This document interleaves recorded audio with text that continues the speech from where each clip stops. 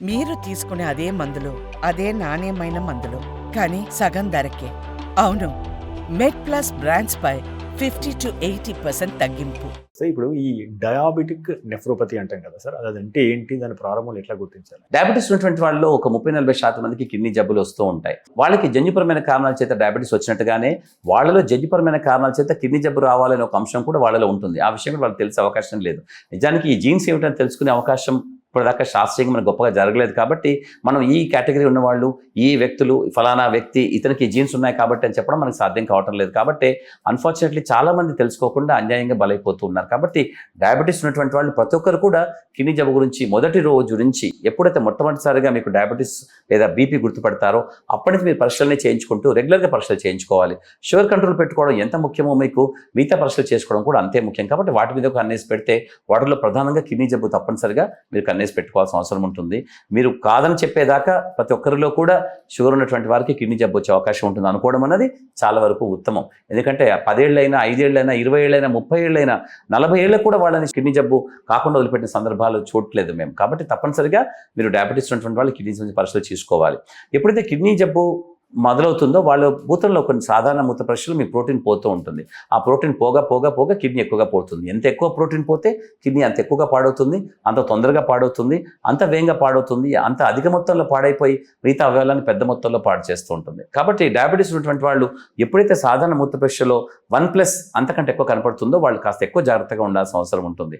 అలాగే రక్త పరీక్ష, మూత్ర పరీక్ష చేసుకుంటూ కిడ్నీ బాలైన వాళ్ళు చూసుకోవాలి. కొన్ని సందర్భాల్లో ఉన్న పళంగా వాళ్ళకి కొత్తగా బీపీ మొదలవుతుంది. అది కూడా కిడ్నీ ఆరోగ్యంగా లేదని చెప్పుకోవడం. అంటే కిడ్నీకి బీపీకి సంబంధం ఉంటుంది. బ్లడ్ ప్రెషర్ అనేది కిడ్నీలోంచి మొదలవుతుంది. సో కాబట్టి ఎప్పుడైతే బీపీ మొదలైందో షుగర్ ఉన్న వాళ్ళకి కిడ్నీ జబ్బు ఉందో లేదో తెలుసుకోవాల్సిన అవసరం ఉంటుంది. అలాగే చాలా ఏళ్లుగా మంచిగా కంట్రోల్ ఉన్నటువంటి షుగర్ ఉన్న పళంగా ఒక్కసారిగా నార్మల్ అయిపోతుంది. కొంతమంది వచ్చి చెప్తారు, 20 ఏళ్ళుగా నన్ను సతాయించిందండి డయాబెటీస్, గత 3 నెలలుగా నాకు షుగర్ పూర్తిగా నార్మల్ ఉంటుందండి, షుగర్ డౌన్ అయింది, మందులు మానేశాను, అమ్మయ్య ఇప్పుడు పూర్తిగా షుగర్ పూర్తిగా పోయింది అంటారు.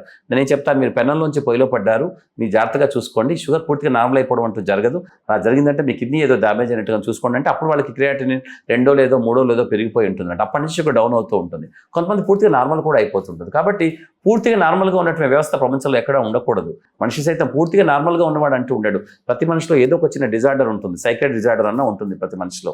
సో కాబట్టి పూర్తిగా నార్మల్ అయిపోయింది షుగర్ 10 ఏళ్ల తర్వాత అంటే మీరు కిడ్నీ ప్రాబ్లం ఉందో లేదో ఒకసారి చెక్ చేసుకోండి. దాని తర్వాత కూడా మీరు పరీక్షలు కూడా చేయించుకోండి. కాబట్టి ప్రపంచం మొత్తంలో అత్యధికంగా అనేక మంది ప్రభావితమైనటువంటి కిడ్నీని పాడు చేసినటువంటి జబ్బు అయినటువంటి మధుమేహం గురించి మీ అందరికీ అవగాహన ఉండడం చాలా మంచిది. తదనుగుణంగా అంతే సరిసమానమైనటువంటి జబ్బు బ్లడ్ అధిక రక్తపోటు కూడా చాలా చిన్నపిల్లలకు చూస్తున్నాం మేము.